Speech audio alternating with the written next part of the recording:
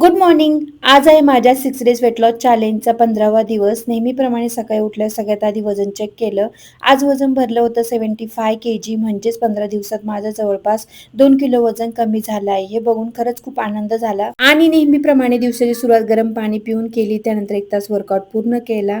Workout नंतर थोडे काजू बदाम मनुके खाल्ले. त्यानंतर आम्ही महादेवाच्या दर्शनाला गेलो. दर्शन घेतलं, पूजा केली आणि घरी आल्यावर देवपूजा केली.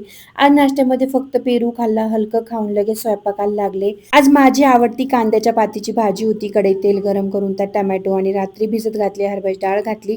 मग शेंगदाणे, हिरवी मिरची, लसूण आणि जिरे हे वाटण घालून छान परतून घेतलं.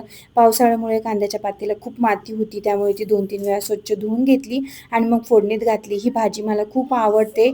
शिवाय हरभऱ्याची डाळ घातल्यामुळे प्रोटीनही चांगलं मिळतं. आज भाजीपालाही आणला होता, तोही व्यवस्थित लावून ठेवला आणि आमच्या कान्हाचं नेहमीसारखंच सुरू होतं, हे दे, ते दे. शेवटी त्याला हवं ते कापून दिलं आणि मग सगळं सामान फ्रीजमध्ये नीट लावून ठेवलं. आणि लंचमध्ये भरपूर सॅलड, कांद्याच्या पातीची भाजी, थोडासा लाल भोपळा आणि अर्धी भाकर घेतली. खूप भूक लागली होती, त्यामुळे आजचं जेवण अगदी मनापासून एन्जॉय केलं.